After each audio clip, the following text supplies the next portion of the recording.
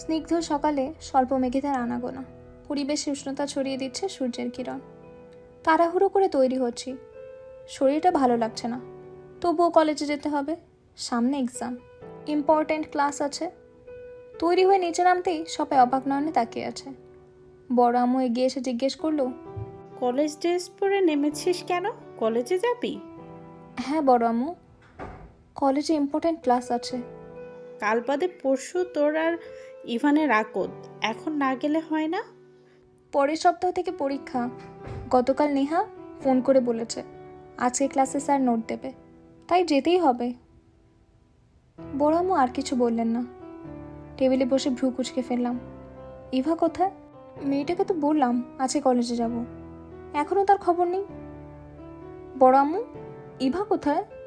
সকাল থেকে দেখিনি, গিয়ে দেখ, ঘুমোচ্ছে বোধ হয়। টেবিল থেকে উঠে দাঁড়ালাম। আজ ওর ঘুম আমি জনমের মতো বের করব।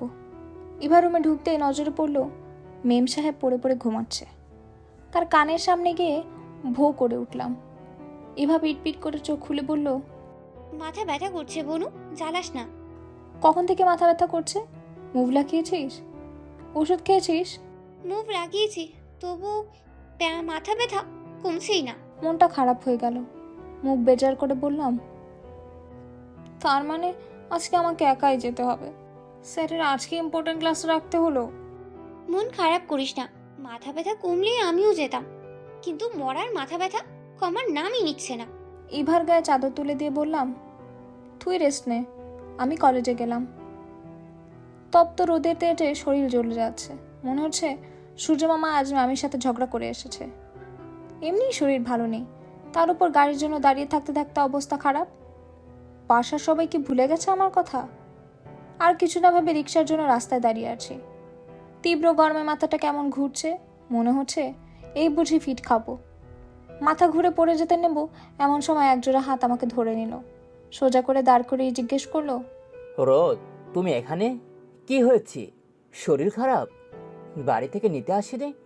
কোনো মতে সোজা হয়ে দাঁড়িয়ে বললাম, কলেজ ছুটি হয়েছে অনেকক্ষণ, বাড়ির গাড়ি এখনো আসেনি, তাই রিক্সার জন্য দাঁড়িয়েছিলাম।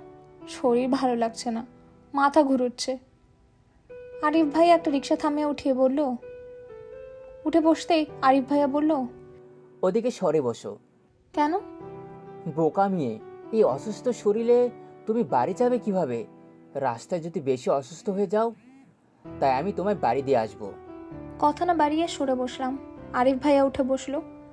আরিফ ভাইয়া রুদ্র ভাইয়ার ক্লোজ ফ্রেন্ড, দুজনের অনেক ভালো বন্ডিং।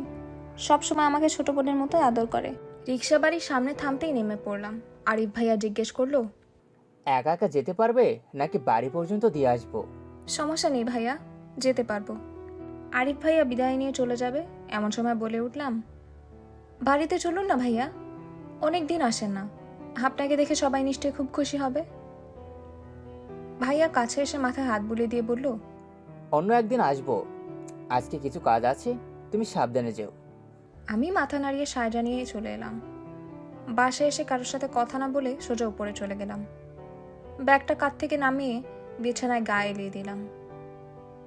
বিকেলে চেঁচামেচির শব্দে ঘুম ভেঙে গেল। নিচে নামতেই চোখ পড়ল ইভান ভাই সবার মাঝে দাঁড়িয়ে কি যেন বলছেন। সামনে এগিয়ে গিয়ে যা শুনলাম, তোদের আদরের মেয়েকে বিয়ে করা আমার পক্ষে সম্ভব না। তোমরা জানো আজকে তার এক প্রেমিক তাকে বাড়িতে দিয়ে গিয়েছে। এমন একটা মেয়েকে বিয়ে করা আমার পক্ষে সম্ভব না। প্রেমিক? কার প্রেমিক? কি বলছেন ইভান ভাই? কিছুই বুঝতে পারছি না। বড় আব্বু ইভান ভাইকে শাসিয়ে বলল,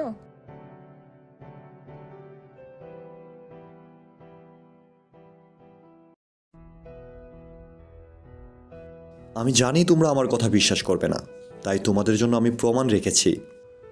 ইভান ভাই একটা ছবি বের করে সবাইকে দেখালেন। সবাই আমার দিকে তাকিয়ে আছে। কাছে গিয়ে দেখি আরিফ ভাইয়া যখন আমার মাথায় হাত রেখেছেন সেই সময়ের একটা ছবি। আমি হতভম্ব হয়ে গেলাম। রুদ্র ভাই এগিয়ে এসে ছবিটা দেখে বলল, দেখ ইভান, আমার বোনের নামে একদম বাজে বাজে কথা বলবি না। এটা তো আমার বন্ধু আরিফ, ও রোদকে বোনের মতো ভালোবাসে। আমি বাজে কথা বলছি? দুজন একসাথে রিকশায় এসেছে, বাড়ি অবধি পৌঁছে দিয়ে গেছে। ওদের মধ্যে যদি কিছু নাই থাকবে তাহলে বাড়িতে এলো না কেন? অনেক বাজে কথা বলছিস ইভান, আর না। আমরা জানি রোদ কেমন। তোর কাছ থেকে অন্তত ওর বিষয়ে আমাদের জানতে হবে না। তাও আমি প্রমাণ করে দিতে চাই যে রোদ নির্দোষ। আদ্র ভাই রুদ্র ভাইকে বললেন, রুদ্র, তোর বন্ধুকে ফোন কর। ওর মুখ থেকেই সবাই সবটা শুনুক। আমি চাই না কেউ রোদকে অবিশ্বাস করুক, ওর চরিত্রে কোনো দাগ লাগুক।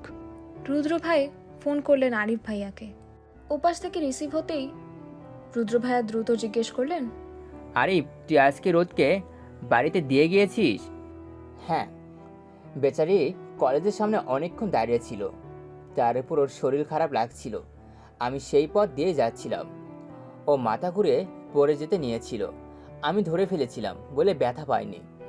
ভাবলাম মেয়েটা এমনিতে অসুস্থ, ওকে একা ছাড়া ঠিক হবে না, তাই বাড়ি অবধি দিয়ে এসেছিলাম। ও আচ্ছা, তা বাড়িতে এলি না কেন? রোদ বাড়িতে যেতে বলেছিল, কিন্তু আমার কাজ থাকায় চলে আসতে হয়েছে। বাড়িতে যাইনি বলে রাগ করিস না দোস্ত, পরে একদিন বাড়ি এসে আড্ডা দিব।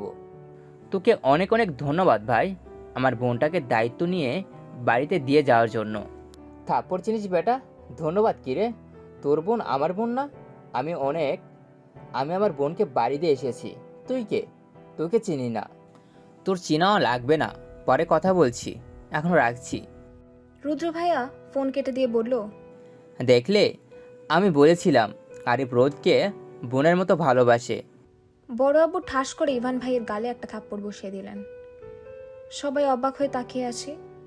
বড় আব্বুকে এ পর্যন্ত কারো গায়ে কখনো হাত তুলতে দেখিনি। বজ্রকণ্ঠে বললেন,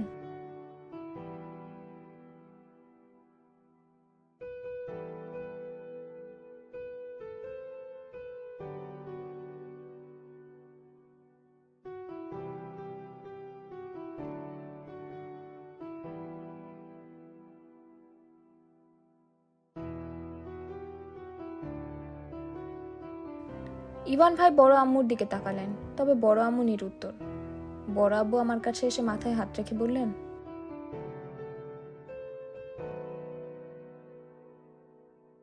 আমি কি বলবো কিছুই বুঝতে পারছি না। একটা সাধারণ বিষয় নিয়ে যে এত কিছু ঘটে যাবে সেটা আমার ভাবনার বাহিরের ছিল। বড় আব্বু নিজের রুমে চলে গেলেন, তার পিছু পিছু বড় আম্মুও গেলেন। সবাই যার যার কাজে চলে যাচ্ছে। রুদ্র ভাইয়া যাওয়ার আগে বললেন, রোদ, রুমে যা। বেলকুনিতে দাঁড়িয়ে আছি, চোখ দিয়ে অঝরে পানি পড়ছে। মানুষটা আমাকে ভালো না বাসুক, কিন্তু সে আমার নামে এতটা বাজে কথা বলতে পারলো না। ইভান ভাই মানুষটা মোটেও ভালো না। আমি তাকে কখনো ক্ষমা করব না, কখনোই না। হঠাৎ কেউ পেছনে এসে দাঁড়ালো। কারো উপস্থিতি টের পেয়ে পিছু ফিরে দেখি ইভান নামক নিকৃষ্ট মানুষটা। তাকে দেখে 2 কদম দূরে সরে এলাম।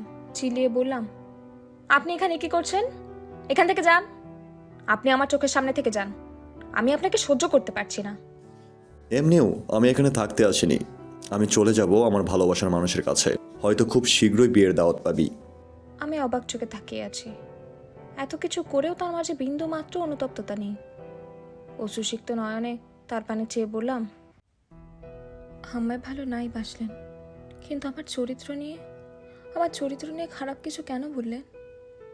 আমি আপনার কি ক্ষতি করেছি? আপনি কেন আমার সাথে এমন করলেন ইভান ভাই? ইভান ভাই নিরুত্তর, তার মুখে কোনো কথা নেই। চোখের পানি মুছে তার দিকে তাকিয়ে বললাম, আপনি যেভাবে আমার অনুভূতি নিয়ে খেলেছেন, আপনার সাথে যেন এমনটা না হয়।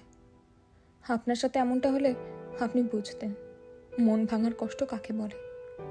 দোয়া করি আপনি আপনার ভালো মানুষের সাথে সুখে থাকুন, ভালো থাকুন। তুই বললেও আমি ভালো থাকবো, না বললেও। অহংকার করা ভালো না, কথাটা মনে রাখবেন ইভান ভাই। ইভান ভাই চলে যাচ্ছে। আমি তার যাওয়ার দিকে তাকিয়ে প্রশ্ন করলাম, আপনি আমায় কেন ভালোবাসলেন না ইভান ভাই? কেন আমার নামে কলঙ্ক দিলেন? কেন? ইভান ভাই পিছু ফিরে তাকালেন। তার ঠোঁটের কোণে বাঁকা হাসি। এগিয়ে এলেন কাছে। তাকে কাছে আসতে দেখে পিছিয়ে গেলাম। সে গিয়েই যাচ্ছে। একসময় পিঠ গিয়ে ঠেকলো বেলকনির গ্রিলের সাথে। পেছনে যাওয়ার জায়গা নেই। ইভান ভাই কাছে এসে ঝুঁকে কানের কাছে ফিসফিস করে বললেন, ইটস রিভেন্স। আমি আপনাকে ঘৃণা করি ইরফান খান ইভান, ঘৃণা করি আপনাকে। বিড়বিড় করে বলে উঠলাম কথাগুলো। বুক চিরে বেরিয়ে এলো দীর্ঘশ্বাস। চোখের কোণে বিন্দু বিন্দু অশ্রু বিদ্যমান। এক মনে আকাশপানে তাকিয়ে অতীতে বিচরণ করছিলাম। পেছন থেকে কেউ ডেকে বলল, সেই দুপুরে খেয়ে দাঁড়িয়েছ, এখন সন্ধ্যা হয়ে গিয়েছে, এখনো এখানে কি করছো? বিড়বিড় করে বলে উঠলাম, অতীতে বিচরণ। কি বললে? কিছু না, ডেকেছিলি কেন সেটা বল।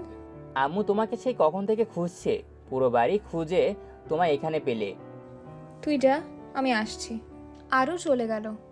চোখের পানি মুছে নিজেকে ঠিকঠাক করে নিলাম। অতীত বিচরণ করতে করতে কখন যে দুপুর গড়িয়ে বিকেল, বিকেল গড়িয়ে সন্ধ্যা হয়ে গিয়েছে তার খেয়াল নেই। অল্প স্বল্প ঠান্ডা অনুভব হচ্ছে। নভেম্বর মাসের শেষ দিকে ঠান্ডা তো একটু পড়বেই। নিচে নেমে ফুপির কাছে গেলাম। তুমি আমায় খুঁজছিলে ফুপি? হ্যাঁ, সেই বিকেলে তোকে দেখেছি। কোথায় ছিলে এতক্ষণ? এই একটু ছাদে গিয়েছিলাম। বিকেলে নাস্তা কি খাবি বল? গরম গরম পাকোড়া হলে কেমন হয় বলো তো? আরুর সাথে তাল মিলিয়ে বলল, দারুণ। ঠিক আছে, তোরা বস, আমি বানিয়ে আনছি। তুমি দাঁড়াও, আমিও আসছি। এমন সময় কোথা থেকে আদ্র ভাই এসে বলল, আম্মু, তোমার ভাইয়ের মেয়েকে সাবধানে কাজ করতে বলো। পরে হাত পা পুড়িয়ে আমাদের নামে বদনাম যেন না হয়। দেখে তো মনে হয় না কোনো কাজের, অকর্মার ঠিকই। তোমার ভবিষ্যৎ বউ অকর্মার ঢেকে হবে, দেখে নিও। তাকে নিয়ে ভাবার জন্য আমি আছি, তুই কাজে যা। কাজের পেটি রহিমা। ফুপি, তোমার ছেলেকে কিছু বলো তো। অব্র, বাজে কথা বলবি না, তাহলে কিন্তু মাইর খাবি। ছি ছি, ভাইয়া কি অপমান! এত বড় হয়েও আম্মুর হাতে মায়ের খাবে? তুই চুপ কর, ছোট বাদর। আদ্র ভাই আর আরুর মাঝে লেগে গেল ঝগড়া। ওদেরকে ওদের মতো ছেড়ে দিয়ে আমি আর ফুপি চলে এলাম রান্নাঘরে। দুজনে মিলে পাকোড়া বানাচ্ছি। হঠাৎ মাথায় দুষ্টু বুদ্ধি চেপে বসলো। কতখানি গুঁড়োমরিচ নিয়ে একটা পাকোড়ার মধ্যে দিয়ে দিলাম। এত ঝাল কে খাবে? এত ঝাল দিচ্ছিস কেন? ঝাল খেতে ইচ্ছে করছে তাই। পাকোড়া বানানোর শেষে প্লেটে করে সবাইকে সার্ভ করে দিলাম। কোলের মধ্যে প্লেট নিয়ে খাচ্ছি আর আদ্র ভাইয়ের দিকে তাকিয়ে আছি তার রিয়াকশন দেখার জন্য। কিন্তু তার কোনো রিয়াকশনই নেই। এত ঝাল খেলে এতক্ষণে আমি ঝালে নাচানাচি শুরু করে দিতাম, আর সে দিব্যি খেয়ে যাচ্ছে। আদ্র ভাইয়ের চোখের দিকে তাকিয়ে দেখলাম চোখ আর নাকের ডগা লাল হয়ে গেছে। মনে মনে গিল্টি ফিল হচ্ছে। না, এরকমটা করা উচিত হয়নি। দৌড়ে গিয়ে এক গ্লাস ঠান্ডা পানি এনে দিলাম। আদ্র ভাই কিছু না বলে ঢকঢক করে পানি খেয়ে উঠে গেলেন। আরুর রুমের বেলকনিতে দাঁড়িয়ে আছি। মনটা ভালো নেই, অনুশোচনা হচ্ছে। আদ্র ভাইয়ের সাথে এমনটা করা ঠিক হয়নি। রুম থেকে বেরিয়ে তাকে খুঁজছি, কিন্তু তার দেখা নেই। আদ্র ভাই রুমে উকি দিয়ে দেখি সেখানেও তার দেখা নেই। সারা বাড়ি খুঁজে ছাদে গিয়ে তাকে পেলাম। মহাশয় কার সাথে যেন কথা বলছিল। আমাকে দেখে ওপাশের ব্যক্তিকে বললেন, রাখছি, পরে কথা হবে। আদ্র ভাই ঘুরে আমার দিকে তাকালেন, ভ্রু কুচকে জিজ্ঞেস করলেন, কিছু বলবি? হাত মুচড়ামুচড়ি করছি, কিভাবে বলবো বুঝতে পারছি না। সরি। কিসের জন্য? তোমার পাকোড়ায় ঝাল দেওয়ার জন্য। আমি কিচ্ছু মনে করিনি, আর এমনিতেও ওইটুকু ঝালে আমার কিছুই হয় না। সেটা দেখতেই পাচ্ছিলাম। তো তোমার কি মনে হয় আমি অন্ধ? তুমি আমাকে অন্ধ বললে? এক কথায় দু কথায় আমাদের ঝগড়া লেগে গেল। আমি রণমূর্তি ধারণ করে আদ্র ভাইকে ইচ্ছে মতো এটা সেটা বলছি, আর সে চুপচাপ শুনছে। একসময় কাছে এসে গাল টেনে দিয়ে বলল, দিলে তো ঝগড়া করার মুডটা নষ্ট করে। এখন মুড নেই। কিছুক্ষণ দুজনের মাঝে নীরবতা। অতঃপর আদ্র ভাই কথা বলা শুরু করলেন। তার যেন একটাই কাজ, আমাকে হাসানো। তার একটাই কথা, তোর মুখে হাসিটাই মানে, দুঃখ নয়।